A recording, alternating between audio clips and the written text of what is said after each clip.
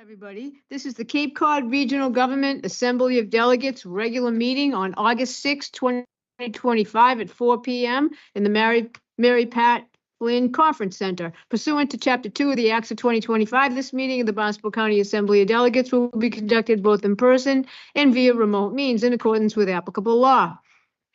Public participation guide is on the county website and as are meeting documents. The County of Barnstable does not discriminate in the administration of its programs or activities on the basis of race, color, sex, national origin, disability, age, sexual orientation, gender identity, or other categories protected by state and federal anti-discrimination laws and regulations. Reasonable accommodations for people with disabilities are available upon request. Contact Justina Marzak. All of her information is on the county website. Members of the public may also attend the meeting remotely through Microsoft Teams. You can join on your computer or mobile link. Meeting ID 2155593955120 or passcode lowercase RM7, lowercase AE6, lowercase HQ, or call 781-469-0191. Conference phone ID is 453-295-924#. Calling the meeting to order. And if we could have a moment of silence to honor our troops who have died in service to our country and all those serving our country in the armed forces.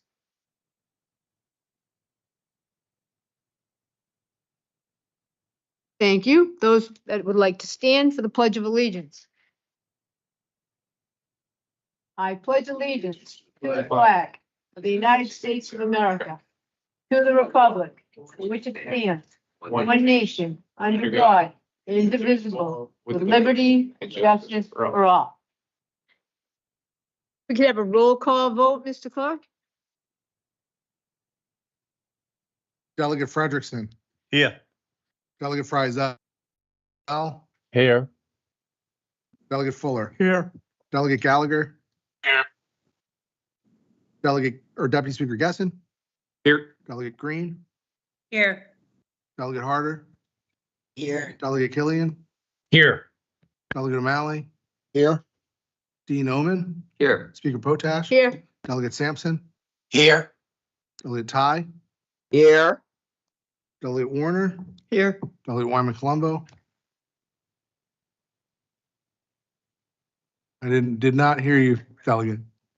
We're Oh, Here. gonna take notice. all right. Yes. That's everyone, Madam Speaker. All right, very good. Welcome, everybody, again. Next, we have approval of journal and minutes, Assembly of Delegates meeting July 16th, 2025. Can I have a motion? So moved. Second. Okay, roll call vote, please. Delegate Frederickson. Yes. Delegate Friesel.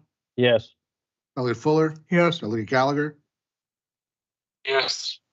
Deputy Speaker Gessen. Yes. Delegate Green. Yes. Delegate Harder. Yes. Delegate Killian. Yes. Delegate O'Malley. Yes. Dean Omen. Yes. Speaker Potash. Yes. Delegate Sampson. Yes. Delegate Ty. Yes. Delegate Warner. Yes. Delegate Wyman Colombo. Yes. That's unanimous, Madam Speaker. All right, thank you. Now, a motion to adopt the order of business, please. So moved. Second. Roll call vote, please. Delegate Frederickson. Yes. Delegate Friesel. Yes. Delegate Fuller. Yes. Delegate Gallagher. Yes. Deputy Speaker Gessen. Yes. Delegate Green. Yes. Delegate Harder. Yes. Delegate Killian. Yes. Delegate O'Malley. Yes. Dean Omen. Yes. Speaker Potash. Yes. Delegate Sampson. Yes. Delegate Ty. Yes. Delegate Warner. Yes. Delegate Wyman Colombo. Yes. Madam Speaker, that's unanimous. Thank you. Now we need a motion to move into the committee of the whole, please. So moved. Second. Roll call vote, please. Delegate Frederickson. Yes. Delegate Friesel. Yes. Delegate Fuller. Yes. Delegate Gallagher. Yes. Deputy Speaker Gasson. Yes. Delegate Green. Yes. Delegate Harder. Yes. Delegate Killian. Yes. Delegate O'Malley. Yes. Dean Omen. Yes. Speaker Potash. Yes. Delegate Sampson. Yes. Delegate Ty. Yes. Delegate Warner. Yes. Delegate Wyman Colombo. Yes. Madam Speaker, that's unanimous. Oh, thank you. So, now we have communications from members of the public and public officials and public comment. Is there any? Seeing none, seeing what, who am I seeing? No. None. Okay, seeing none. I'm just gonna move along to just announce something about number 10. We will not be having our presentation listed under 10B or 10C. Those need to be canceled today for various reasons. We will have those presentations at another point in time very soon, just in case anybody was interested in those two topics. Okay, so now we're going to have communications from the regional commissioners, administrator, and directors. I see our administrator, Michael Dutton. Welcome, sir. Thank you, Madam Speaker, and thank you to the delegates. Who would have thought you'd have a full house for your August meeting, but that's great. Sorry we couldn't give you more presentations while we have your ears, but so be it. Let me just, if I can, just give you a very brief update on the last commissioners meeting. Relatively uneventful. I got there with the commissioners heard a update from the Chamber of Commerce, Mr. Ned Zwicky, who is here, I saw. And they also heard an update on the fourth quarter Registry of Deeds revenue results for the period ending June 30th. Generally good, but some cautious words. About 6% down from the comparable quarter in the prior fiscal year. So still way above estimates for the fiscal year, but the fourth quarter did see a bit of a slide relative to the year before. So keeping an eye on that. And then our finance director, Carol Coppola, gave a little bit of an update on some of the financial indicators that she's developing in order for us to better track our financial well-being and year-over-year results. So that is something we've committed to do this summer, a pretty comprehensive financial analysis and develop financial indicators, and then do some long-term expense projections, hopefully about a 10-year projection, although you can really only be very accurate with about a 5-year projection, and a similar projection for our revenues over 5 years and over 10 years. Revenues are difficult, I think, as I've explained before, because you've got we're not the typical town that generates real estate taxes, so that, and to the extent that you can pretty much guarantee that you're going to get same baseline that you got the year before plus 2.5%. That's not us.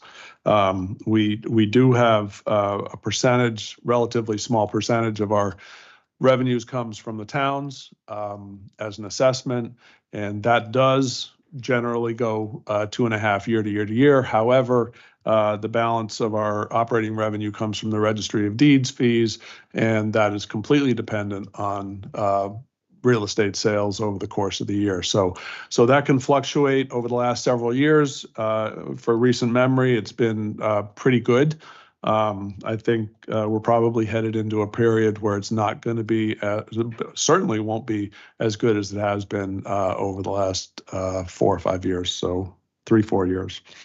In any case, she did present some financial indicators at the last commissioners meeting, and the next commissioners meeting after the 13th, which I think is the 27th, we'll be back to do long-term projections, long-term debt projections, and long-term revenue projections as well. So, and that was really the gist of the commissioners meeting. And if it suits the speaker, I'll just go right into Housing Working Group. Yeah, please, thank you. All right. I think, as everyone here knows, obviously the Assembly has voted, and I've put together what we refer to as a housing working group to look at, to see mostly what really boil down what the issues are for housing on the Cape, not just affordable housing, but attainable housing. See what those issues are, see if, and I say if, the county can play a role in alleviating some of these barriers to housing, and if we can, then specifically what can we do? So the working group has had two fairly busy meetings. We've covered a lot of ground, and we will continue to cover a lot of ground. But I just thought I'd run through some of the 7 topics that we discussed at our last meeting, some with direction, some requiring additional discussion. Number one, the issue of emergency and transitional housing. We had our COC program manager, Dan Gray, join us for a short period of time, and he gave us an overview of the shelter, sort of the shelter landscape on the Cape. Right now, my understanding is that St. Joseph's House in Hyannis is the only year-round individual shelter in Barnstable County. Winter hotel sheltering programs operate mainly in Falmouth and the Mid-Cape, and those are managed by Duffy Health Center with support from the Cape Cod Council of Churches and the Belonging to Each Other program. There is certainly on the Outer Cape and Lower Cape, there's a lack of hotels willing to participate in the winter program. And so that is an area that needs some attention. We do have a regional network on homelessness, which many of the folks that are part of the working group didn't even know about. So we use the opportunity to let them know about that program and to encourage them to participate. They meet on a quarterly basis, and I think they've got monthly executive board meetings. But it does include a pretty robust group of housing folks, nonprofits. I think 7 of the 15 towns, healthcare organizations, and then police and fire departments participate in that as well. So on that emergency and transitional housing, Dan Gray did encourage attendees to join policy board email lists and participate in those meetings, which are held quarterly. And the general consensus of the group was that there needs to be a lot more coordination and integration between service providers and a lot more municipal awareness of what is going on in that realm. So that was, I will tell you, that was a bit of a running theme throughout our meetings, is the lack of, or the need for, more integration and more consensus building region-wide. So number 2, we discussed the role of the county in housing strategies, and happily, I say happily because I don't think this is an area where the county should be, but there was a consensus that the county should act merely as a convener, and rather than any kind of service provider, any kind of providing any kind of duplication of potential duplication of services that other organizations are offering. So that is, sort of self-evident. We've got a lot of different organizations that provide really quality programs, quality services. Our intent, and I think the working groups echoed this, but our intent is not to try to supplant those programs or take the place of those programs. Our intent, and I think where we can play a role, is to convene the larger group and make sure that we're sharing as much information as possible and sharing good ideas as much as possible. I will say that, again, universally, the Shared Regional Housing Services Office was cited as something that was really a successful regional service. Obviously, initially funded through ARPA. Now, as we go sort of to the next iteration, the next year to 3 years, that will be funded by towns. That is something that the group thought would be well supported, should be supported ultimately by the county. I think they understood the budget constraints that we have, but they did feel that at some point the county should bring that service right in-house and cover that instead of having an intermunicipal agreement to cover that. And on that one, I think the Assembly knows that we have issued an RFP with the, I think it's due back mid-month this month. So we will continue that service regardless. We talked a little bit, number 3, we talked a little bit about affordable housing trusts and the conservation trust model. And several of the housing group, the working group members noted that conservation trusts have done a spectacular job of raising funds, identifying property for conservation, and they suggested that there should be a way for the Cape to create a similar housing trust that can identify properties suitable for housing, as well as suitable for conservation, and then be able to move quickly on that, and also seek donations from folks who are particularly interested in the affordable housing problem. And I will say, just sort of an editorial comment, I do think that conservation trusts are a little more for the donor group that probably exists on the Cape and the islands for that matter. That donor group is probably a little more amenable to donating to conservation causes than housing causes. So that might be a bit of a hard climb, but that was something that the group discussed. And again, I think the last time I was here, we noted that that the group does need sort of an environmental focused member, and we are still looking for that. So if anybody's got an environmentally focused person in mind that would like to join the housing working group, just throw their name my way, and I'd be happy to contact them. But the housing trust is where that particular expertise would be very helpful. Number 4, we talked about year-round deed restriction programs, and there was among the group a strong interest in developing some sort of regional year-round deed restriction program. And for those that don't know, these are programs that are designed to purchase a permanent restriction on a piece of property that basically says you're going to use this for live in it year-round, habitate it year-round, or rent it year-round. It's obviously designed to try to develop year-round rentals that folks can live in of pre-existing homes, not new homes or new apartments. I think Nantucket has done this fairly recently. They've dedicated about $2 million to begin its implementation. Their model includes a cap of 20% of the home value. So purchasing that deed restriction could not be purchased for more than 20% of the appraised value of that particular property. And they're also targeting households earning up to 240% of AMI. So that's a lot more than the 120 or I think some towns have 180 AMI that they've begun to target. So 240. Obviously, Nantucket, a little different housing market than we have.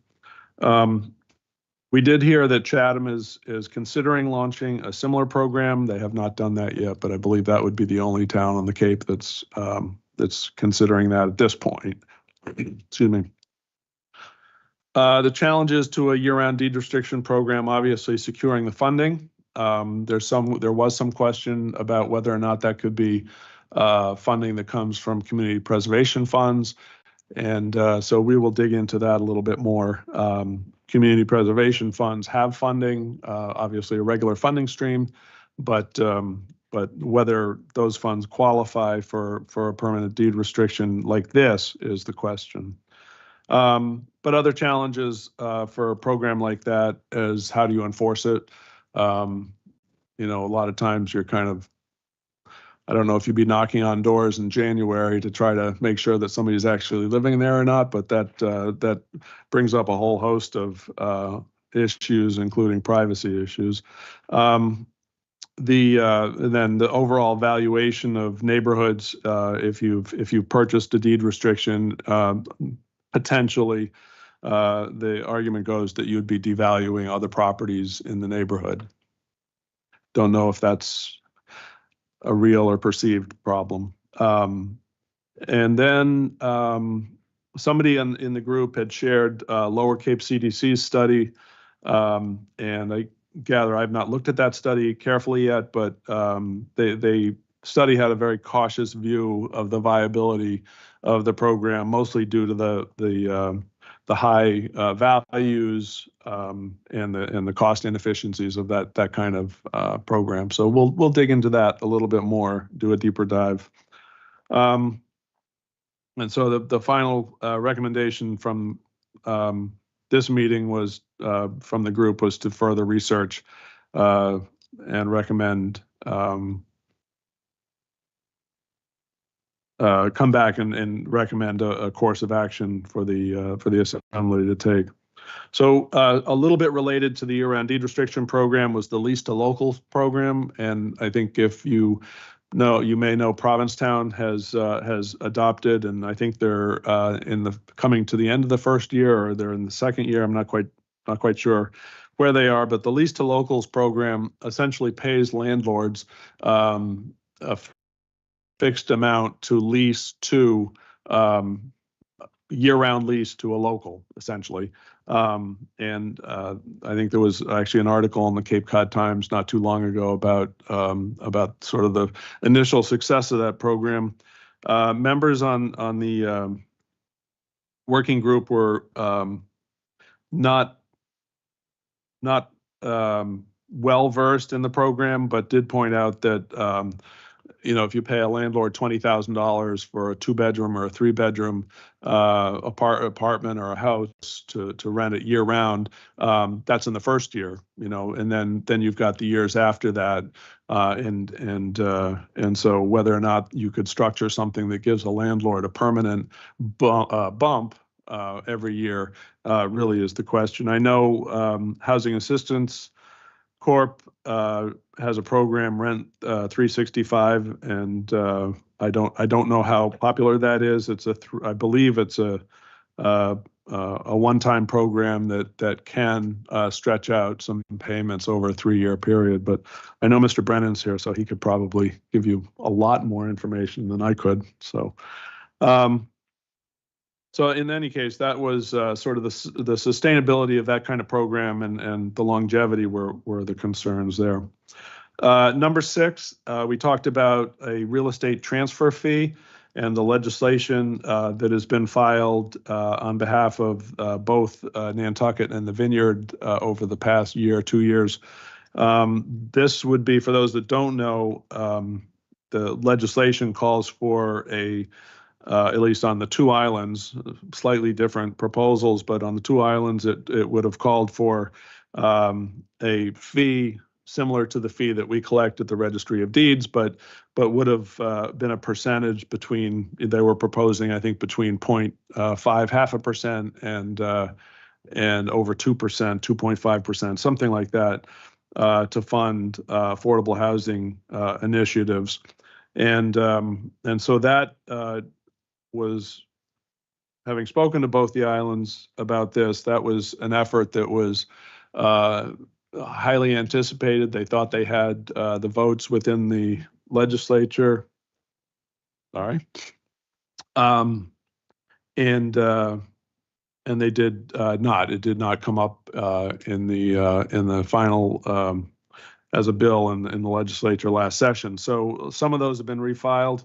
Both of them have been refiled, and the housing group, housing working group, universally thought that was a good idea, and did not had some qualms about whether or not it could get through the legislature this session, but they did think that was a good idea. Interestingly, they also thought the idea of pooling funds regionally was a good idea. Obviously, that's really a political question, and how you structure a real estate transfer fee and how it's actually used will be sort of the interesting sell.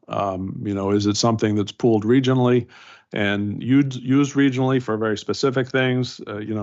Maybe a year-round deed restriction program or a lease to locals or something like that, or is it something that is collected locally and then just distributed back to the towns according to how many home sales occurred within those towns? So those are the questions. But I did find it interesting that this particular working group thought that pooling funds regionally was not a bad idea, and would sort of allow housing to be approached on a more regional basis.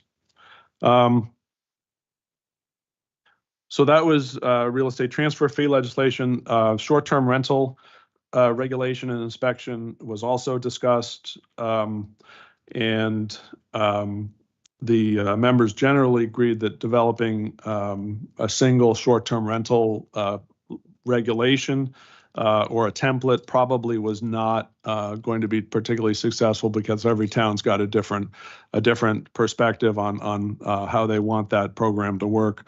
There was very strong support for standardizing inspectional requirements, and I think the regulations on some of this have just come out, so we'll have to step back and review some of those regulations. But there was universal feeling that the county potentially could lead an effort to provide the inspectional services that the towns can absorb into their budgets. And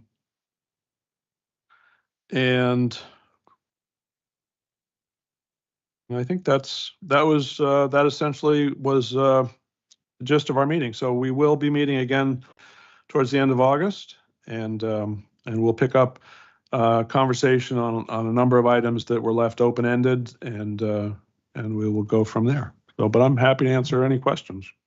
Deputy Speaker, please go ahead. Thank you for the comprehensive overview of what the working group's been doing. Exciting to hear that there's some good ideas being kicked around. Also exciting to hear that towns are looking forward to working together, and folks aren't being too territorial in any way, and rather are wanting to collaborate. You mentioned the transfer fee. Would you be able to walk us through a little bit as an assembly of what that would look like if that's something we decided to take up? How does that work? Sure. So I guess the best way for me to describe it is to describe what the two islands did in general terms, not very specifically. So the real estate transfer fee would essentially charge a fee to every real estate transaction. So when a piece of property is sold and goes to the deed and whatever supporting documents have to go to the registry of deeds right down the hill and get recorded, there's a fee, there's a charge. And this is true statewide, nothing particularly different about Barnstable. So there's a fee.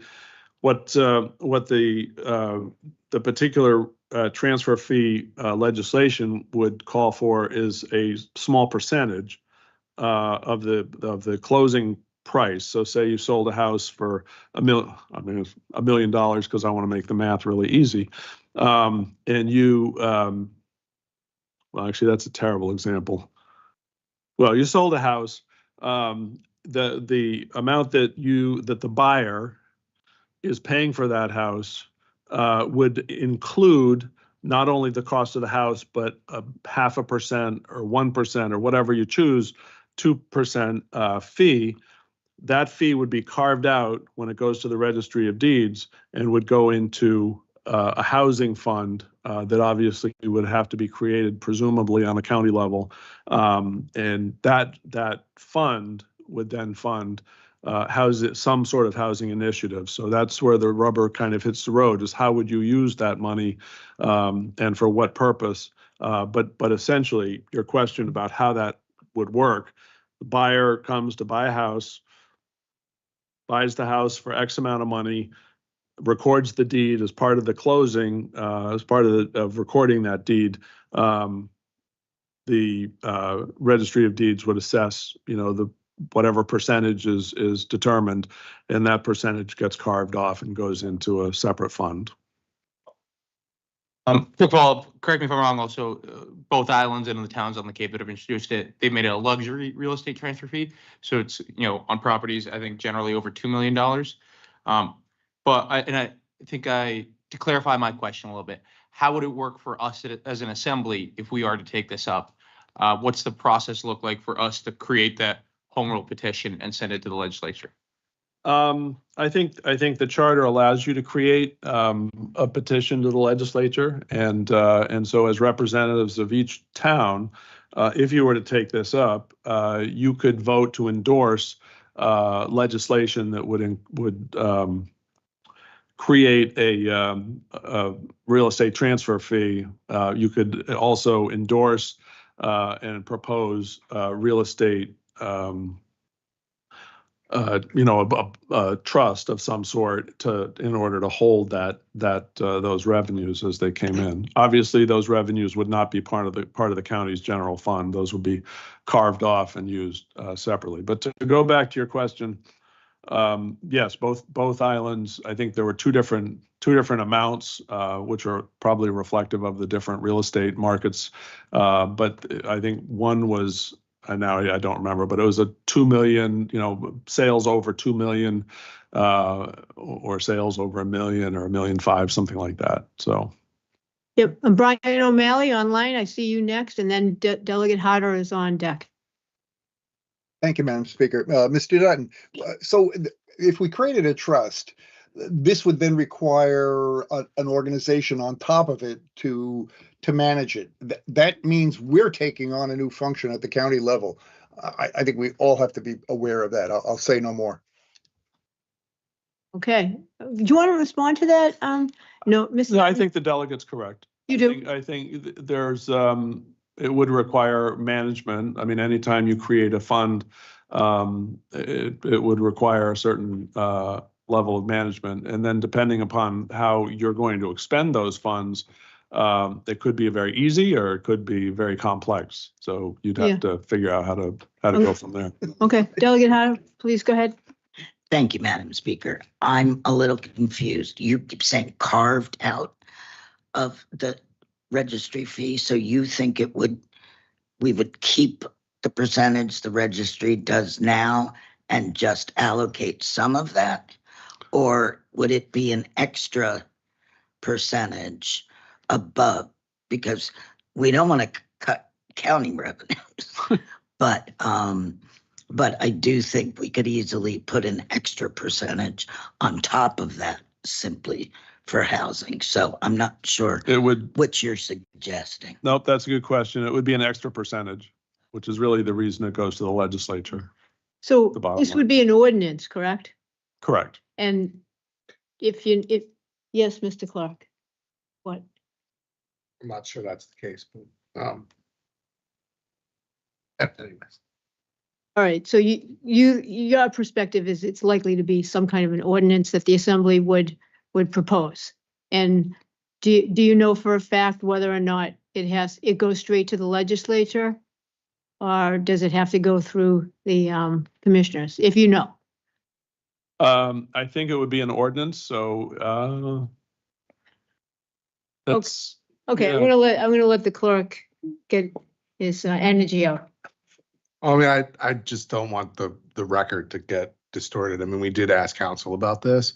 I'm not entirely sure it would be an ordinance, but certainly under the charter and under Article 9, the assembly has the power to ask for a piece of legislation from the legislature without going to the board. I mean, that doesn't mean that we can't go to the board. It just means that a majority of according to our council, a majority of the delegates would be able to ask the legislature to pass a piece of legislation. That's accurate. That's what our attorney said, but I just was wondering what the vehicle was, if you knew.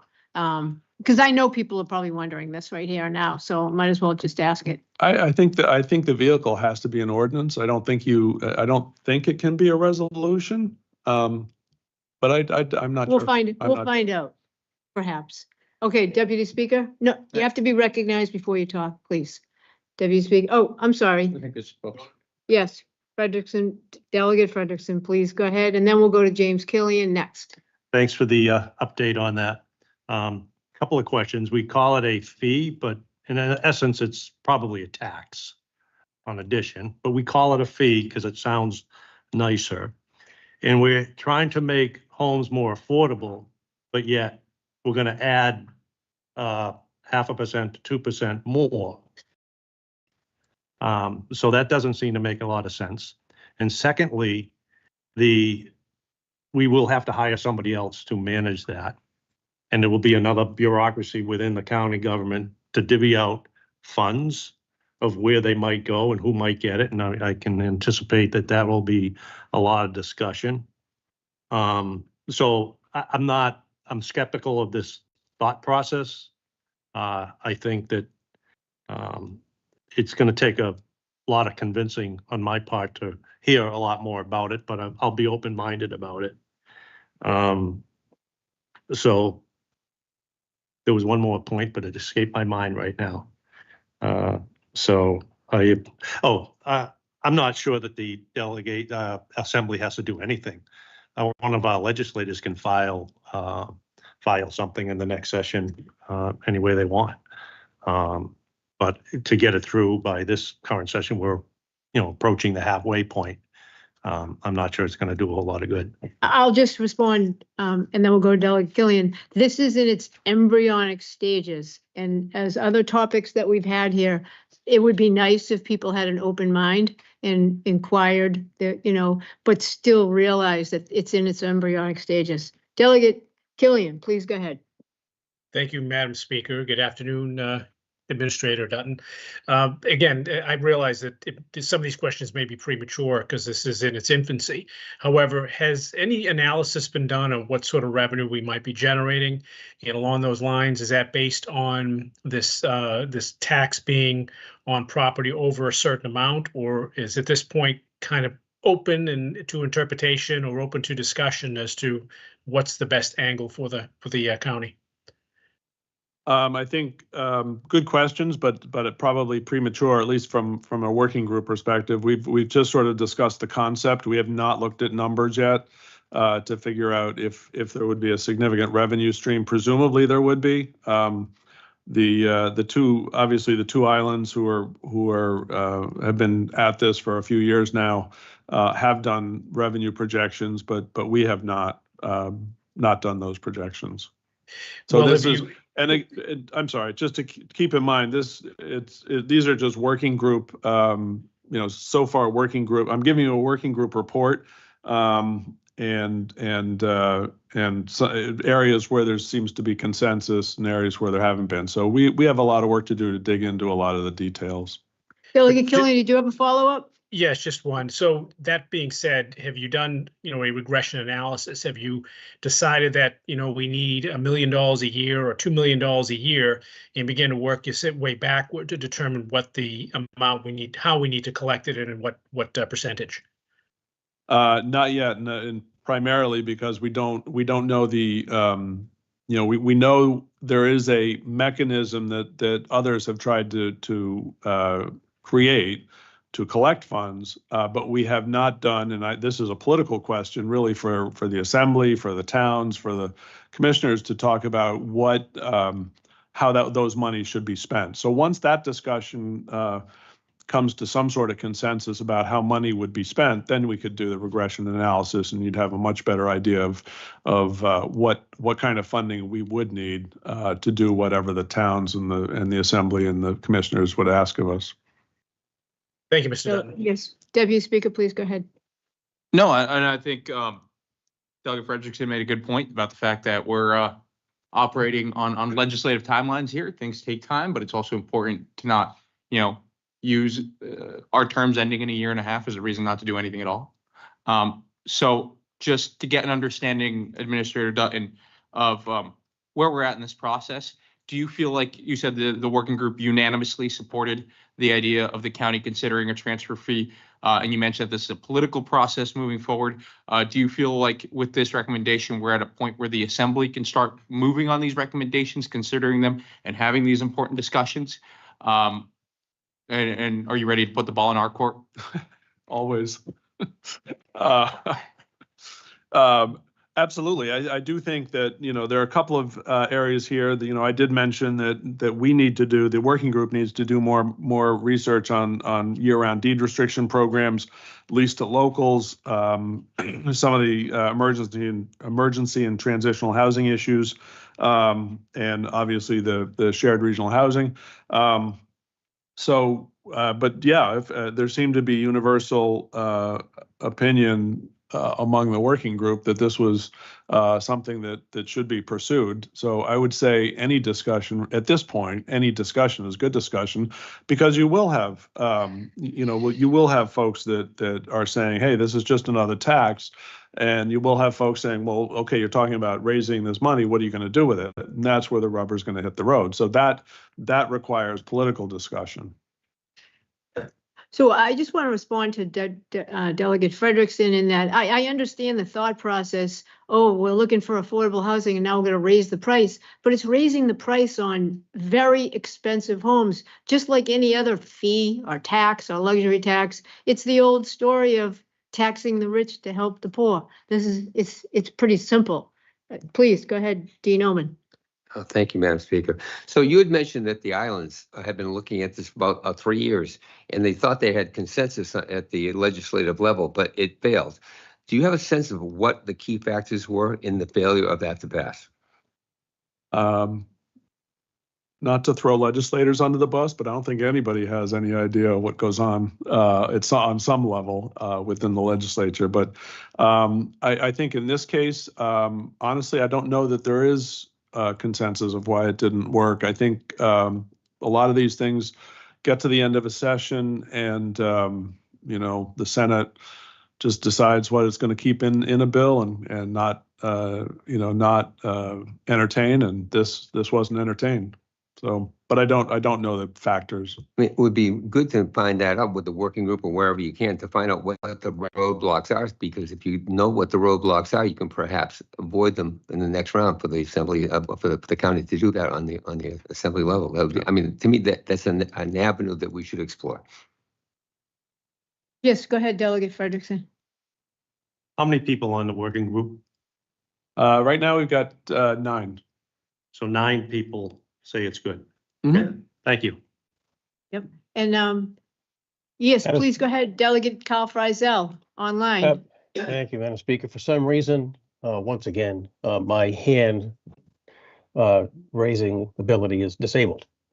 So I may have to just use my the old-fashioned one. Please just use your hand. Yes. Okay. So I have a question about housing, comment there, and then one back to finances, if I could. First, on the housing side, you did mention that the working group was looking into the use of CPC funds.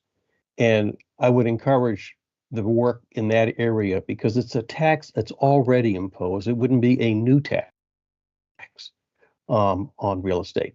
So it might be easier, shall we say, to find some funds in that area than a new tax. So I would encourage at least continuing to study that approach. As for the finances, is it possible that you could share the financial report that was mentioned in your opening remarks with the Assembly? I assume there's some kind of written materials in the report that could be shared with us. Absolutely. Yep. Thank you. Absolutely. I will do on both those. Sorry about the hand, Delegate Friesel, but please, anybody, just make it known in whatever you have to do if you want to speak, because I'm looking at the board. Okay, any other delegates have a question or comment for our administrator? Because then we're going to go to the guests that we have. Okay, Wayne Sampson, Delegate Sampson, please go ahead. Yes, Madam Speaker, thank you. I'm also very concerned about and I understand that we're in the early stages, but I would like a lot more information about anything that the committee is interested in proposing, so that we have an opportunity to be aware of it in advance. And I would hope that we as the delegates would have the opportunity for a robust discussion on what the exact tax would be and who it would affect before any proposal is actually made formal to the legislature. Thank you, Delegate Sampson. And there'll be committee meetings about this, most likely, because that's what is in the resolution that we passed, that there'd be committee meetings. So that would be part of the process. And everybody is invited to listen in on those and partake in some fashion. Anybody else, questions or comments just for our administrator before we go to our guests? No, seeing none, no? Okay, great. You can always come back because I don't think Mr. Dutton's leaving yet, but he could be. Yeah.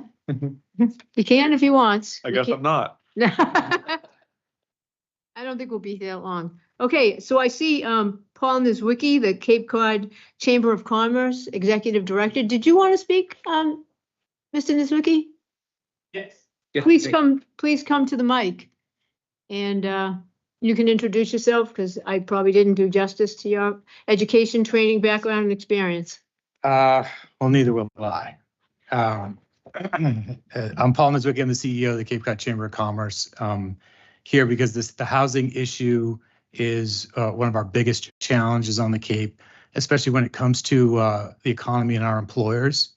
That's really having such a bite on workforce right now, labor supply. So currently almost 30% of the workforce crosses the bridges every day. And we're starting to see pressures all around the Cape on housing in particular. And so it's impacting labor supply, but more importantly, it's really impacting the middle class and the ability of people in the middle class to live here and raise families here and be a productive part of the community. Right now, you can be a family making $80,000 a year and qualify for subsidized housing if you could find it. But you can't think about getting into the market until you're a family making $220,000 a year. And so that missing middle piece, those families between 80 and 220,000 are all of my friends, for the most part, are make under $220,000 a year. And these are the people that made Cape Cod what it is. It's the fabric of our community. And we are going to turn into something very different if we don't make some aggressive and transformative moves to protect them. And so Cape Cod Chamber of Commerce was the only Chamber of Commerce in the state to support a transfer fee as part of the Governor's Affordable Homes Act discussion that happened over a year ago now. It did not make the final bill. The statewide fee did not make the final bill. There was a lot of opposition from really urban areas, Boston, Worcester, Springfield, primarily over issues like it included, the tax was also attached to commercial property. And that really becomes a game changer in larger cities. But we did the analysis, and the tax does work in more rural areas, especially seasonal areas like the Cape and the Berkshires. So we came out and we supported that. We support that concept. I'm here today because I really think, and the chamber does as well, think that a regional approach is the best approach. When you look at the numbers primarily. And the numbers aren't always easy to find, but I know that in Sandwich, for example, if you did 1% of properties over 1 million, it was like 155,000. If you did the same in Chatham, it's about 900,000, right? So it's not an enormous sum when you're talking about some of the ways that you would use this, but it's even less if it's split into 15 different pieces. So regionalizing this approach could, depending on how it's used, make a meaningful impact to the housing issue across the Cape. And so the chamber supports thinking about the transfer fee on a regional level. And I do think it's a timely issue because there are towns out there that are considering doing the transfer fee on their own. And it becomes much more complicated if you've got 2 or 3 towns that have a transfer fee and then you try to regionalize it. So I do think it's a timely issue, and it's worthy of your discussion and deliberation going forward. Not all 15 towns will do it on their own. I think that's pretty clear. So I think the regional approach makes a lot of sense. You know, if you take it on regionally, would you require additional staff? Well, you know, the Water Protection Fund has done so much to promote wastewater construction Cape-wide. 25% subsidy of these projects on a municipal level is an incredible deal. And really what we needed to get over to make a difference there. And you already do that. You know, the commission, I think, oversees that fund with the use of an outside consultant that's paid through revenues raised. So I don't think it would add a lot to your bottom line. I don't think it would add anything to your bottom line if you did it to administer that. You know, the revenue projections need to be done. We need to know how much money we're talking about before I think you can consider how you're going to use it.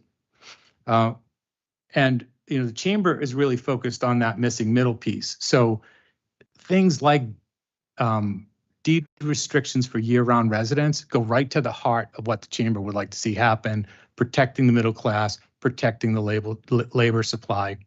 And so that's where we're focused. I mean, there are a lot of housing advocates out there, a lot of great housing agencies that are promoting affordable housing production, but we can't build our way out of this completely, right? 86% of the land on the Cape is either already developed or protected. You know, and 82% of the houses on the Cape are single-family homes. So we have this monoculture of this housing typology compared to the 52% average statewide. It makes it very difficult to think about building our way out of this completely. Now, do we need to build? Yes. Do we need appropriate density in places that can handle it? Absolutely. But thinking beyond that, thinking into deed restrictions for year-round residents and making use of the existing housing infrastructure that we have makes a lot more sense. I mean, 37% of the housing stock on the Cape are second homes. So some would say we don't actually have a housing supply problem, we have an occupancy problem. You know, so, you know, I think we need to sort of pay attention to those issues moving forward. So that's, you know, the basis of the chamber's support of these discussions. I think it's really important to have some of these discussions regionalized. When you look at CPA funds, for example, you know, collectively the towns have between 40 and 50 million that they're holding. That's a substantial sum. So you have to ask yourself, why aren't they building housing? Because it's split into 15 different pieces. And it becomes small pretty quickly when you look at the cost of construction, for example. So I think a regional approach makes sense. I think the CPA funds and the use of them for housing construction makes that case. So I hope that you will take the time to do the research, and we do need to know how it's going to be used, you know, going forward. But I think the discussion starts now. I think the working group that the county's put together is great. I think the housing plan that you guys have come up with is essential. I mean, we need to move forward on this now. So I would just press you to continue to ask the questions and continue to do the research.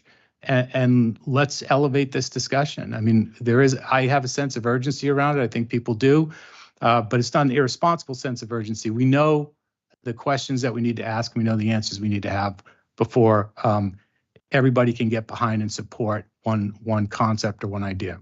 So thank you for your time and allowing me to make those comments. Oh, and thank you. Do you mind if anyone has a question or comment for you? No. That'd be all right? Sure. Delegate Harder, please go ahead. Thank you, Madam Speaker. I've asked you this before, but what do you think the chance would be of having certain of the large employers chip in to the make donations to that if we had a fund? Because, you know, P-Town got private donations for their fund. Yeah, that's been a concept that's been bounced around. I mean, a lot of the larger employers, especially if you look at hospitality employers, some of the larger hotels, for example, have bought smaller, outdated hotels just to house their workforce. That has to do more with sort of seasonality, but there are already large businesses out there that are putting a significant amount of their revenue into housing their workforce. And so any program that could relieve them of that, provide some relief, I think they would look favorably at. There's also been some discussion around some of the larger year-round businesses. and whether, say, business X could tell you that they need 20 units and they're willing to pay X amount a month for so many years. And if you could get multiple large employers together, now you have something that's bankable to move forward with an individual project. That's been more difficult to do. It's easy to start that discussion. It's hard to end it in an affirmative way. And that's primarily because employers don't want to be landlords. So if there were a management entity that, was sort of dealing with some of that, I think would be a different story. But I think the biggest thing I think you have to take into consideration in answering that question is that 92% of the businesses on the Cape have 20 or fewer employees, and over 60% have 5 or fewer. We do not have a critical mass of large businesses like many of the urban areas do. So I think relying on that as a substantial contribution to, when you look at the size of the regional problem, is probably going to make a nominal difference. But it's still worth the ask, and they should be at the table. I just want to say that coming from you, that you think the assembly and the county could be useful in such an endeavor means a lot. Well, If I don't exactly know how to take that, but I'll appreciate it. But I will say this to that. I don't think you'll find a bigger proponent of regional government on the peninsula than me personally. And the chamber certainly supports that effort. Regionalization has to happen in order for us to address these challenges which all 15 towns share. So thank you. I meant it as a directional, Okay. And it's a compliment. Thank you. That you think this is a good path. I do. That's great. Thank Thank you. Okay, next we have Rob Brennan, I believe, if you'd like to come to the mic, assuming that you'd like to speak. And welcome. Thank you.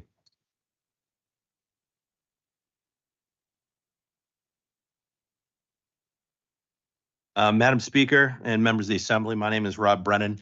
I'm the Chief Legal Officer for Housing Assistance, and I'm here today on behalf of our organization, where every day we see the growing human toll of a housing market that no longer works for the people who live and work on Cape Cod. This is no longer a cyclical shortage, it's an existential crisis. Our housing system has been fundamentally destabilized by decades of underproduction and by a post-pandemic reality in which people with means to work remotely have moved in, often into homes that used to be rented or owned by local families. The result is predictable and heartbreaking. Multi-generational Cape families are leaving. Local employers in healthcare, education, hospitality, and emergency services can't fill essential jobs because the people who want to take them can't find a place to live.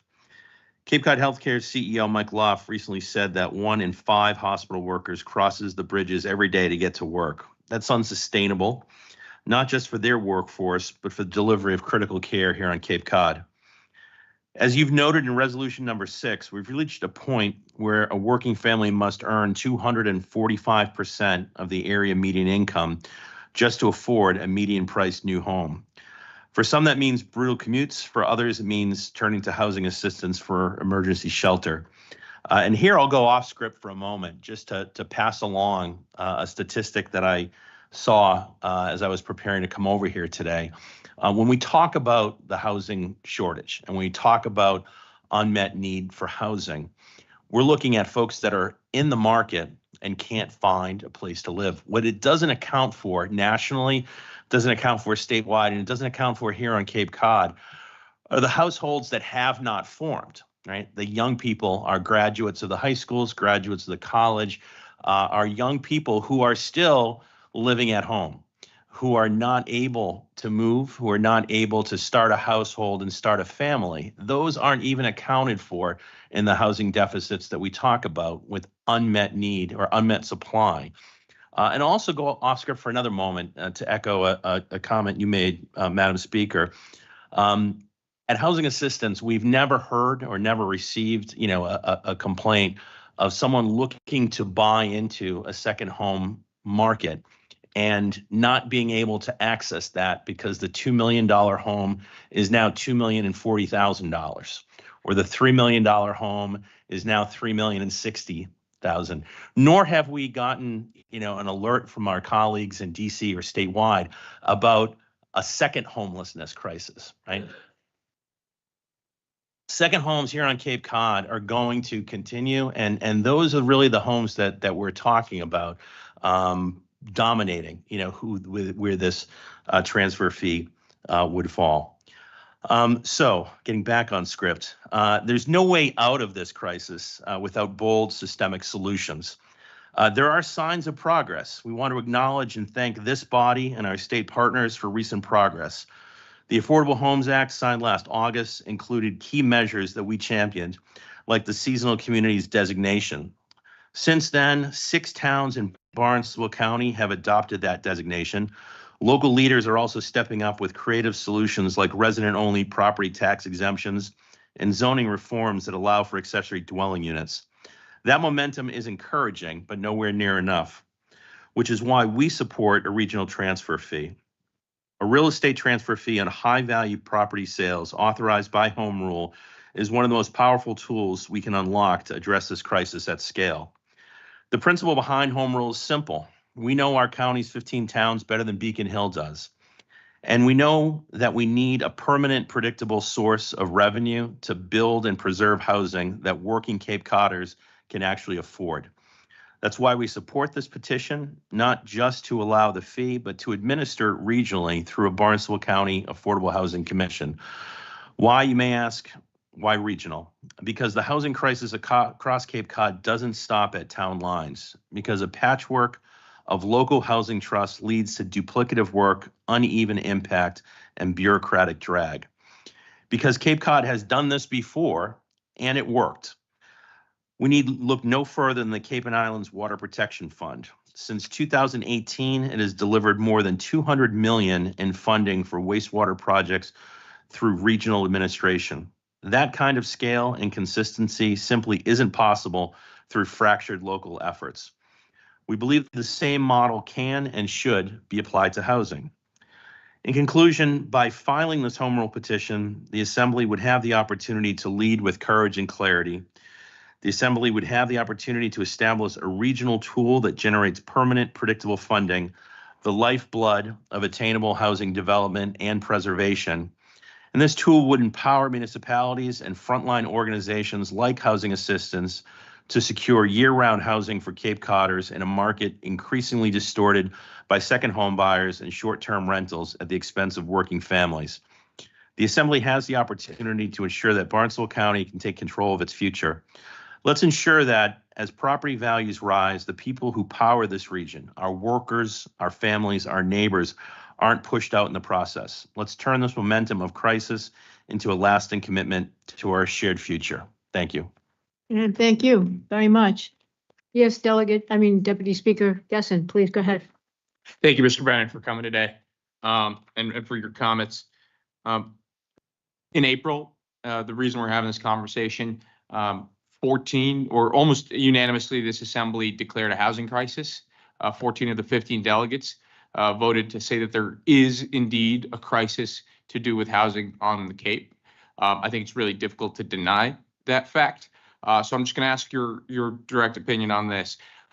You mentioned the Cape and Islands Water Protection Fund as something that was the linchpin that really got us moving into not if we're going to be able to address wastewater, but how we're going to be able to do it and when it's going to happen.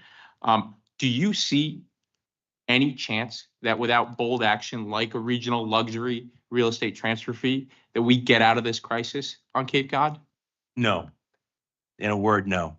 And I can speak to that from a couple different perspectives. As members of the Assembly may know, we recently, Housing Assistance, moved into a new headquarters. We serve as the Housing Consumer Education Center, which means, our front desk is the front line, right? And where my office is, and all of our leadership offices, is just off that front lobby. So every day, myself, Elisa Magnata, our CEO, our COO, all of our leadership see the families who are queued up at our front desk, who are coming to housing assistance because they have gotten notice that the home that they were renting has been sold.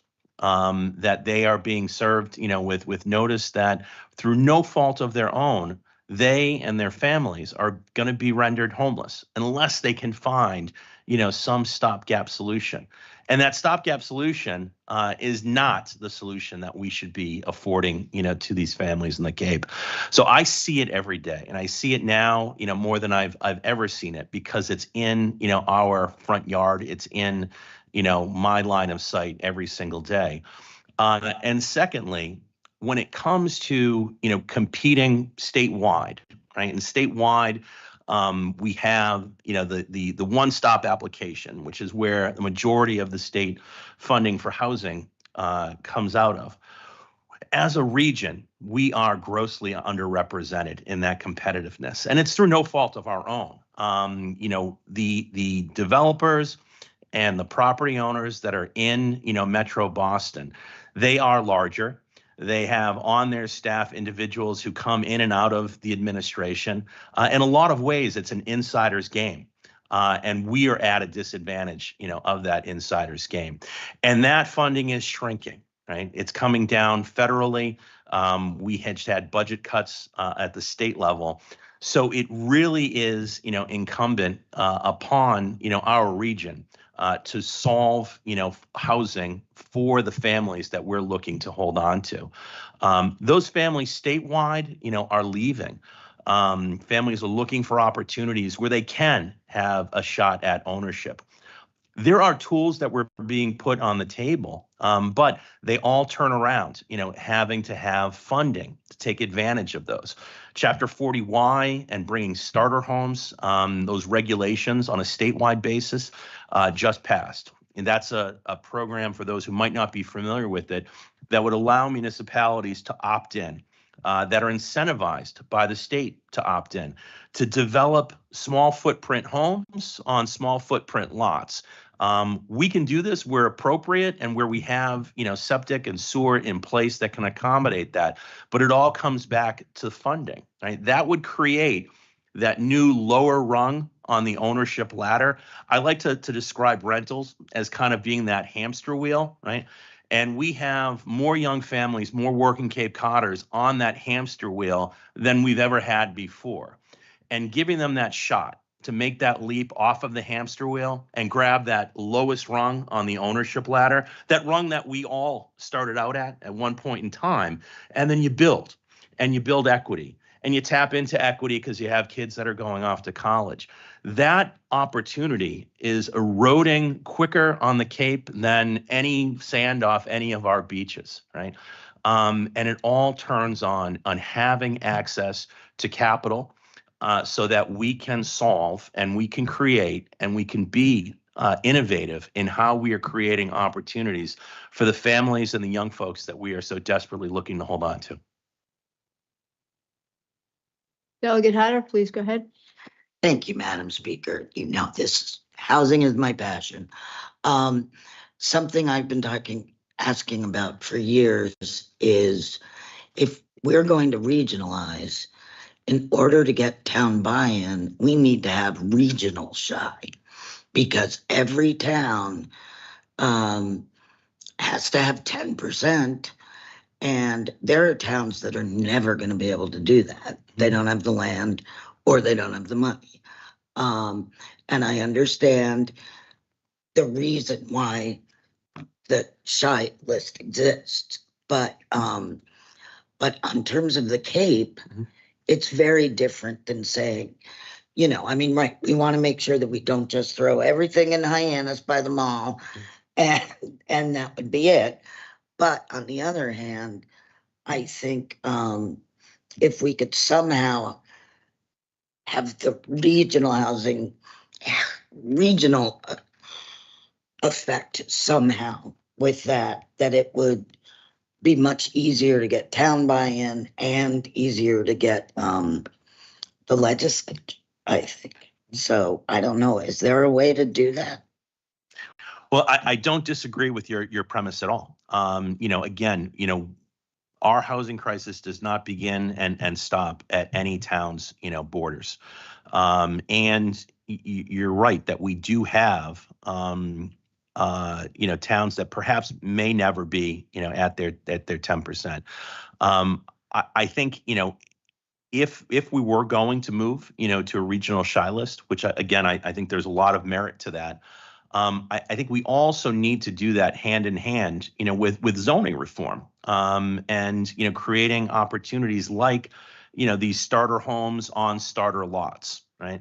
And if that were also, adopted, region wide, then I think you would have a level playing field, but a playing field that also recognizes that we're all in this together. And in meeting our affordable housing thresholds, which also, in my opinion, should not be, kind of the finish line, right?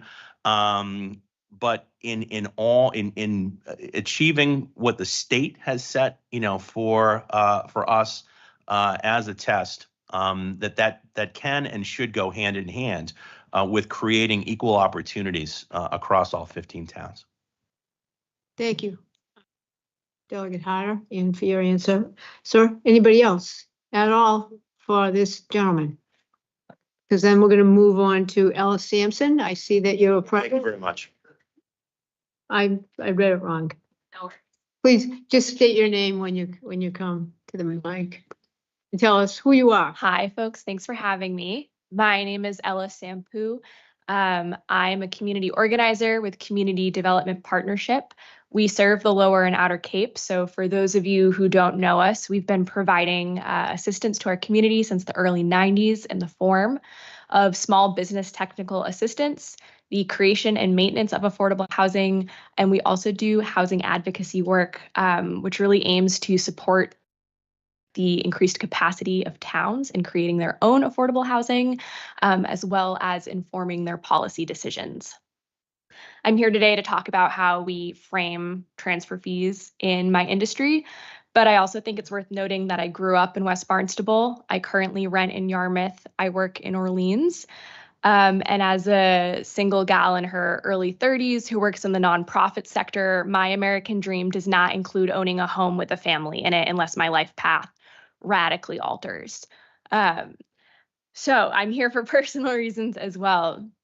We're really excited that the county is taking action in a variety of different ways. And we're also really excited that our governor signed the Affordable Homes Act. We are loving seeing different towns around the region adopt the seasonal communities designation. But unfortunately, seasonal communities doesn't involve a lot of actual funding streams.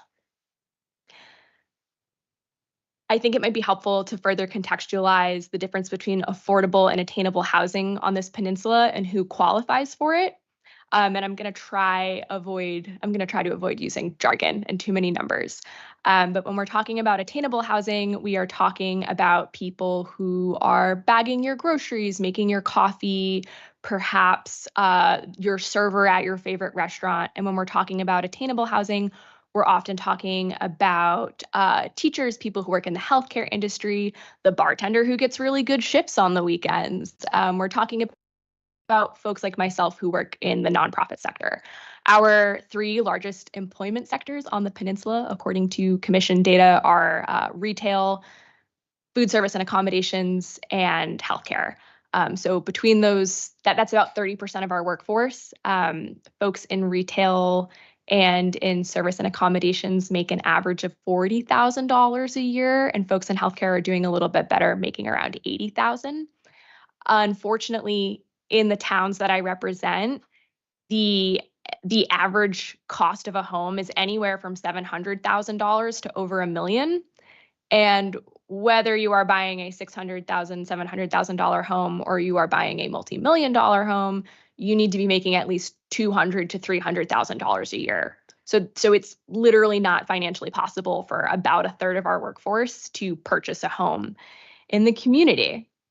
It's really important for us to open up new avenues of funding. We we don't want to pit the needs of people who need that capital A affordable housing against people who need that attainable housing, right? We have this fight in every single meeting. We say, well, we're building affordable housing. What about attainable housing? It shouldn't be a what about. And our hope is that a transfer fee allows us to address that need for attainable housing. Short-term rental allocations are often already spoken for. That's going to affordable housing. It's going to wastewater funding. CPC money is restricted to affordable housing, but a transfer fee hopefully allows us to open up a new bucket to solve the other half of our crisis. Other speakers tonight have mentioned this, but our housing crisis isn't for a lack of housing, it's who that housing is allocated towards. And we can't necessarily change that. In many of our towns in the region I represent, 40, 50, 60, 70% of those homes are vacant for most of the year. And as long as we operate in a housing market where housing is treated as a capital investment, those prices aren't going to come down. So I can't imagine a scenario where we're physically reallocating those empty homes, but what we can reallocate is some of that wealth by adding this fee. We're really talking specifically about luxury homes, second homes, third homes, fourth homes that are owned by multimillionaires and billionaires. I heard these, very real concerns that isn't that just going to make housing more expensive for everyone? That made me think of the Fair Share Amendment, which passed at the state level in 2022, which was a 4% tax on income over $1 million. A lot of folks were really concerned that that would drive that wealth out of our state. But thankfully, luckily, the fact of the matter is that we have more millionaires in the state of Massachusetts today than we did in 2022. And now all of our school lunches are free. So I think the point I'm trying to make is that if somebody has the extra capital to buy a second, third, or fourth home in a coastal community, they probably have a little bit of extra money to donate to our year-round residents. The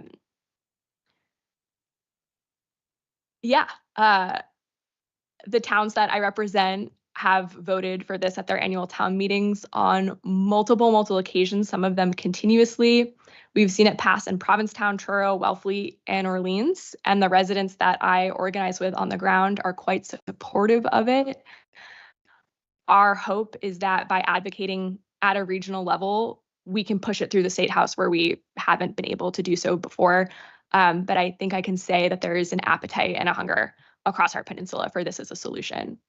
I also think that it's worth noting you guys would get to choose the threshold at which this is applied. You choose how luxury of a luxury home we're talking about. And we would hope that we would consider kind of a proportional distribution of benefits. Every town's housing crisis looks different. Every town is unique. So if every town has funds that are being contributed to this coffer, we'd want to make sure that it was distributed in an equitable and sensible manner. Can't tell you how to do that. I don't write policy myself, but it's something I think we'd want to consider. We'd want to make sure that if everyone buys in, their return on investment is tailored back towards them. I would be happy to answer whatever questions I can, if you have them for me. Yeah, I have a question, but I will defer to any delegates first. Yes, go ahead, Deputy Speaker. And as we discuss, the significant burden that a 0.5% tax would have on a $2 to $5 million home or more.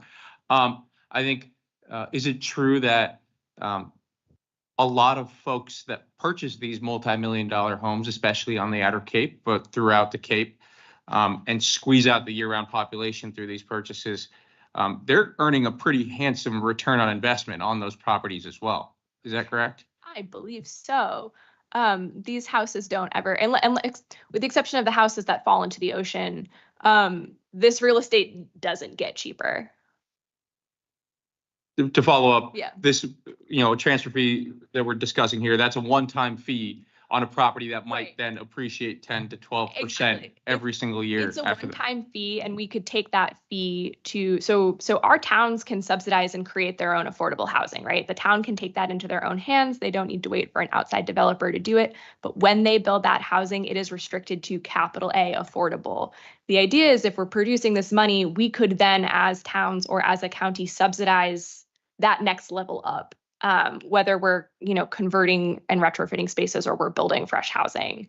The idea is that we have the money to do that. Anybody? Yes, please, go ahead, Delegate Fuller. Well, it's my understanding that a lot of this housing that might be out there is being purchased by investment firms, which are not real people, other than the fact that they're investors, and they're looking for a return, and they could care less about affordable people or attainable homes or anything. I certainly can't speak to the moral motivations of corporations that purchase housing. I also cannot speak to the motivations of those folks who are really acquiring land as an investment. But right, I don't know if they consider year-round folks. We definitely have second homeowners and third homeowners who invest and give back to our community. We also have people who are here for 1 or 2 weekends a year. I also think it's important. We talk a lot about corporate ownership of homes. And I think we really don't have the data town by town to discuss that yet. Provincetown had a study produced about the influence of short-term rentals and corporate ownership on their market.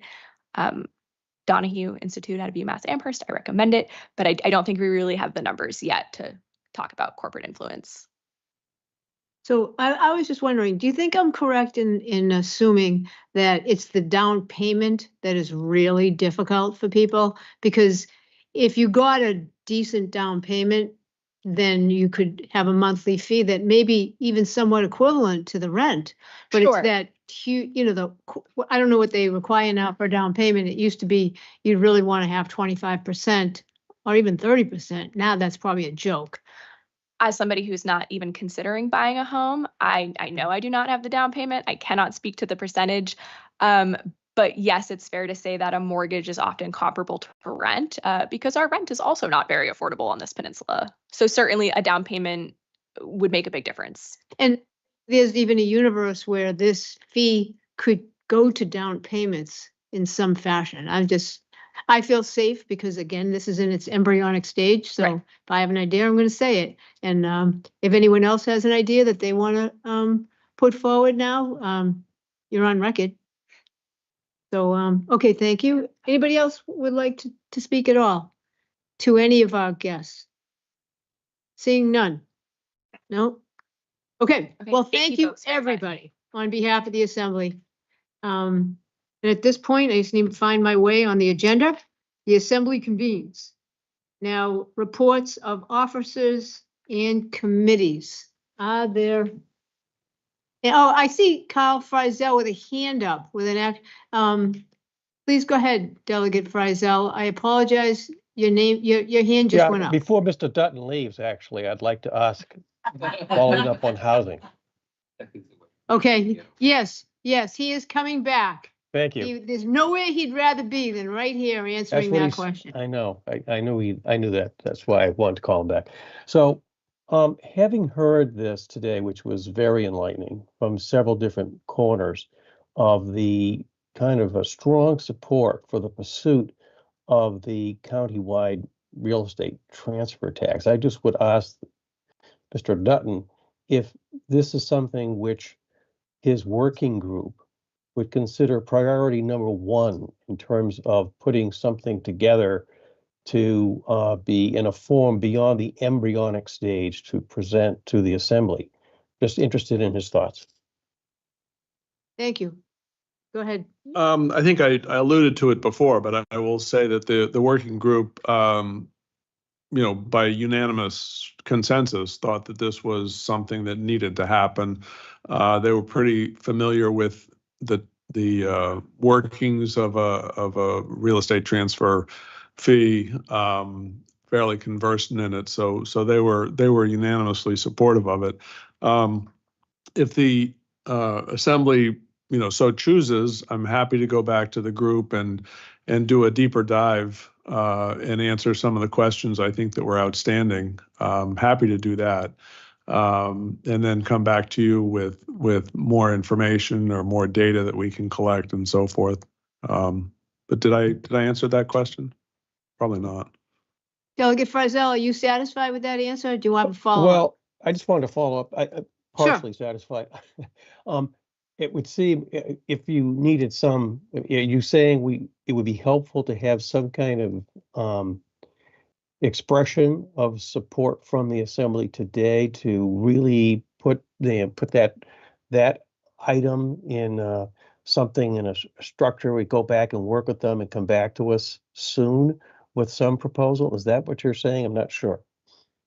I'm happy to do that. I think that's sort of up to the assembly. The assembly certainly is in a position where you can go from here based on what you've heard. My guess is that you probably want a lot more information. As I think the speaker mentioned, you'll have a lot of discussion. If the real estate real estate transfer fee has some legs, you're going to have a lot of discussion about this. You'll get a lot of data from a whole number of sources. But I think the working group's sort of purpose was to review and develop ideas that are something that the county could actually do that would be value added. And I think in terms of the concept of a real estate transfer fee, that is something that the county could play a role with. It's a political question as to whether or not you want to pull the trigger and then petition the legislature to allow that fee to happen. So. Thank you for using the term petition. I think that was what I was aiming for earlier. And so I'm going to let Deputy Speaker talk first, and then we're going to go to Delegate Sampson because that's the order of the hands that I saw. And I just want to commend all the delegates for their questions. And I think Delegate Frizzell has the right idea of where do we go from here after hearing everything we've heard today. And Delegate Frederickson mentioned the fact that we've got a working group of 9 people. We don't know them. We don't hear those conversations, and these are important conversations to hear. The people of Cape Cod, for better or worse, chose 15 people to have these kind of difficult conversations and to dive into the weeds of it.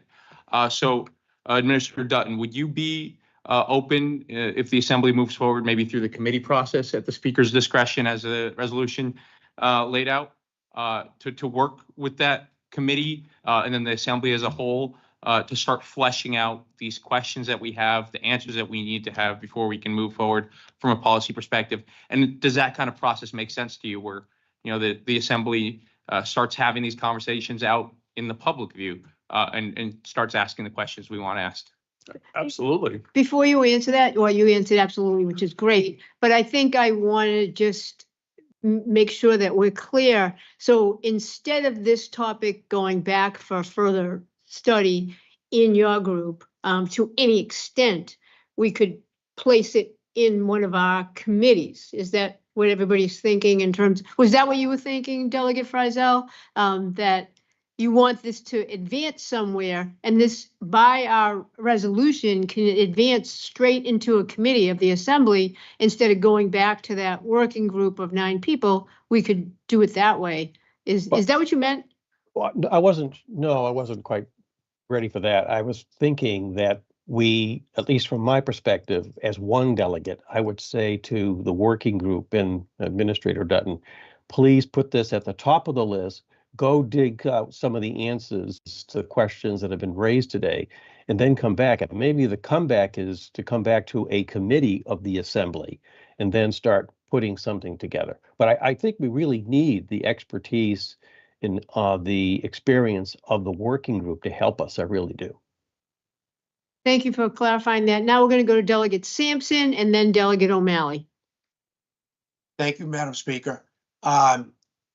The last speaker raised a very important question, I think, for me anyway, is if we do this program, as we've been talking about in its infant stage. How are we going to be able, or will we be able to keep out the corporate entities that are just buying property, because they have the money, corporations or whatever? And can we somehow restrict these properties to stay within individual ownership type of a situation? Especially if there's government money involved in it. Is that a question for anyone in particular? Because it's a No, tough one. Is it? I'm just a general question.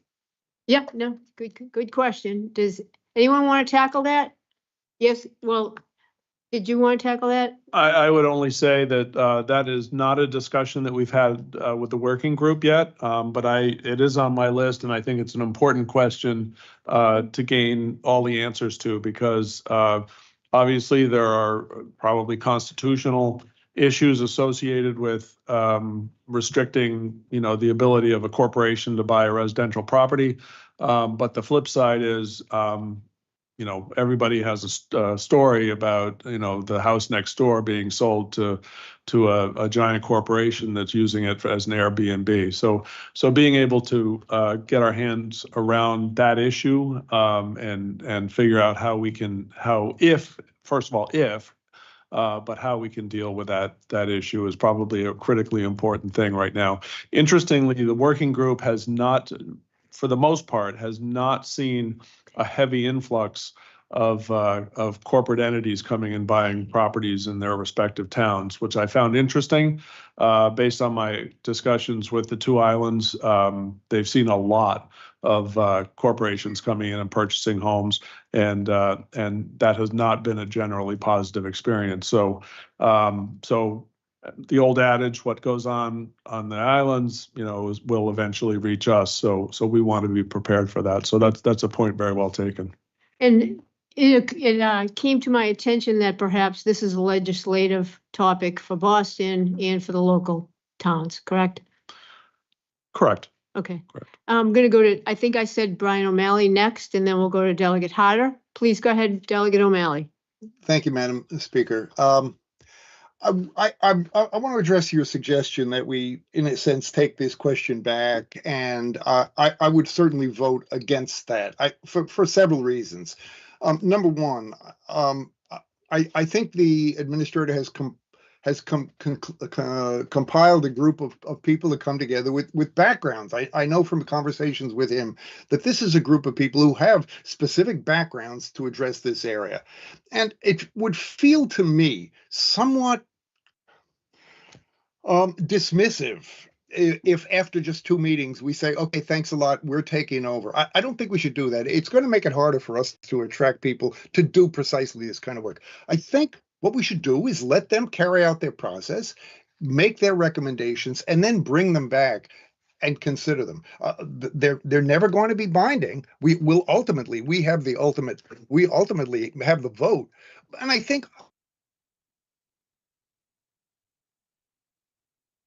So I'm sorry, Delegate O'Malley, you're frozen, and until you thaw out, I'm going to go to Delegate Frederickson. Yeah, you should have walked a little quicker. But listen, there's some compelling information that comes around, and if any of you haven't noticed, I don't like bigger government. I don't like the idea that we create new entities and create new taxes, because that's exactly what happens. It never goes the other way. However, there's some merit to what's being said, but we heard a lot of different things, and that's the essence of where we're at. We don't have much other than a discussion. Because I heard, one comment was on every house now it's 2 million and some a million just in this conversation tonight. So that's like cloudy at best. I think it would be wise for us that we got some information, send back some questions. I have like 5 of them. I want to make sure this goes to a vote of constituent in the county that has to get approved by the county once it goes from the legislature. Just so you know, you can't make sure of things that are already ruled. So you can't make sure of how it would go. No, I mean, when we provide something to the legislature that it's approved through the county. through a vote. But it's already a way, and it may not be the way you think it should be. So we can't make sure that it goes to voters of the county. It's gonna I go. absolutely disagree with that. That's The fine. the way we write our resolution, whatever the law gets written, it can be written, that has to be like approved through the voters, much like our change in our charter. Has to be voted on. I'm just pointing out that it's a process. Oh, I know it's a process, but you know, we can't have a handful of us deciding on everybody else. This is certainly a regional issue that the people that live in the region, that vote in the region, should have a voice. Now, I'm not saying I'm against this. I think there are some real good things that need to be done, but I think we got to really provide the working group or whoever to come up with whatever the islands did. Look at that, I guess, is a great place to start. They already have pretty much the language written out, amended to what we want, what the thresholds are, with some safeguards, and make sure it's vetted through the people who are going to be paying the tax or live here. So I'm a firm believer in that. So when we put something up to the legislature or recommend it, that it has that necessity that it goes on the ballot for our voters. And I also would like to see it be very simple in the wording, because I'm a little confused. It sounds like, you know, Housing Assistance Corp, that, you know, it almost sounded like, well, this money's going to us. I just want to be careful. I'm not he's saying that, but when you listen to the conversation, it could be, because this is valuable money that a lot of communities are going to need. I mean, listen to this young lady over here. I get you. I feel you. Someday I'm not saying I'll ever get to the point where it's going to be great, but we can make it better. So anyway, I'll leave it at that. So I just want to apologize. I'm not trying to be argumentative, but I do think that there's already a set process. That was my whole point. Yeah, and we don't need any other comments. Okay, go ahead, Delegate Harder. Thank you, Madam Speaker. To answer when Delegate Sampson's questions, the Nantucket passed a home rule petition to restrict ADU use to personal property. And a person can only own 2 properties. And they made the law state that ADUs are a commercial enterprise, and therefore corporate-owned properties operating ADUs are a commercial enterprise working in a residential area. And they got it passed, they got sued, it was reaffirmed. And for example, it had the wonderful result that a developer who owned houses that he was simply, using for Airbnbs immediately got upset and immediately put 9 homes on the market. So all of a sudden there were more homes available on Nantucket. So if you look at what Nantucket did, they, because I'm not phrasing it perfectly, but Nantucket did this and it was successful. Good to know. Anybody? Yes, Deputy Speaker, please go ahead. No, and I think there's a lot of robust conversations being had here today. I would also encourage the delegates to not shy away from the legislative role that we do have here. Without a doubt, Delegate French, do you mind if I have you mute your mic? Sorry about that. Without a doubt, we're never the experts on any of these policy issues. And that the same is true up on Beacon Hill, right? No state representative, no state senator, or no congressman and no U.S. senator is necessarily an expert on every bill, on every vote, and on every policy issue that they do consider. At the same time, like yourselves, the people did elect them to be an arbiter of the information that they hear.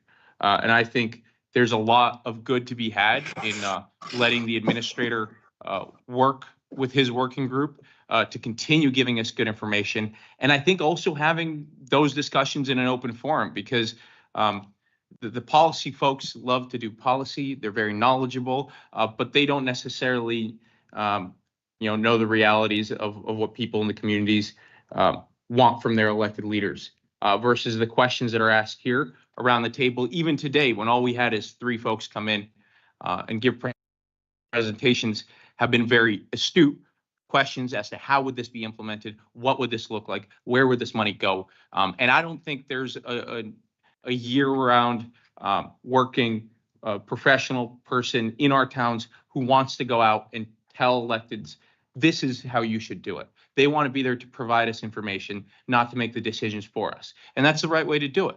So I think I would encourage the assembly to invite members of this working group to speak in front of the committee so that they can provide us that unbiased, unvarnished information. And that I would encourage the delegates to stretch those legislative muscles that we don't often get the opportunity to do, and ask the questions that you want to ask the questions that your constituents want you to ask in those committee meetings, get those answers, and let's start moving the ball forward. Because, I poked fun at first of the fact that, we're only 6 months into a 2-year term, but at the same time, it is a 2-year term and we're 25% of the way done. And it's on us to make sure that we use that time wisely and use the opportunities that we have and use our committees to get that information that we need. So I don't see anything wrong with working in parallel with the working group as an assembly. And Administrator Dutton, insofar as that working group wants to meet, I would encourage them to continue having these meetings and developing those other 8 policy proposals that you discussed today. Okay, so anybody else? Oh, should we let Mr. Dutton go home? And, okay, thank you so much. And we're really done with this part now, Thank you. promise. We're gonna go to reports of officers and committees. And I was just about to say to the clerk, are there any? No, just wanted to make sure. Orders of the day, I don't even know what that is. So I guess there's none of that. Does anybody have an order of the day? No? Maybe dinner. Okay, new business. We don't usually do that either. Next would be announcements. I would just let you know that I went to the Cape Cod Commission event recently whereby they talked about the proposal that we talked about last time. I always get this initials wrong, RPP, I believe, and it was very good. I did not see any delegates there. I was in Yarmouth, but I'm confident that people went to at least Eastham or online, but they were taking, yep. I heard that Carl Frizel and Elizabeth Harder were in Eastham, and I'm pretty sure somebody must have been online. I know Commissioner Forrest was online, and people asked a lot of questions, and that is a way to go about, shaking your sillies out when it comes to the Cape Cod Commission. They had all their experts there. Whatever question was asked was answered by a certain person that works for the Cape Cod Commission that's in the know. So that's gone by now, but maybe there's a way that you could watch some of that if they have recorded it. I'm not sure. But anyway, that's my announcement. Does anyone have an announcement before we? Oh, yes, please, Delegate Frizel. Thank you, Madam Chair. I just will point out that on the agenda for the commission is the possibility that they will extend the public comment period another 30 days. So delegates may have an opportunity for an additional time period to attend, listen, or comment. I saw that, but where it was May, I didn't want, they may do it. So I I understand. don't think it's, yeah. No, it's So not that's why I definite. didn't mention it. Yeah. Yeah. 1 in the hand is worth 2 in the bush. All right. Adjournment. So moved. Second. Roll call vote, please. Delegate Frederickson, Yes. Delegate Frizel, Yes. Delegate Fuller, Yes. Delegate Gallagher, Yes. Deputy Speaker Gasson, Yes. Delegate Green, Yes. Delegate Harder, Yes. Delegate Killian, Yes. Delegate O'Malley, Yes, with apologies to all for my power failure on this end, where that's what cut me out. Dean Omen, Yes. Speaker Protash, Yes. Delegate Sampson, Yes. Delegate Ty, Yes. Delegate Warner, Yes. Delegate Wyman Colombo. Yes. Madam Speaker, that's unanimous. Thank you, everyone. Good night, Cape Cod.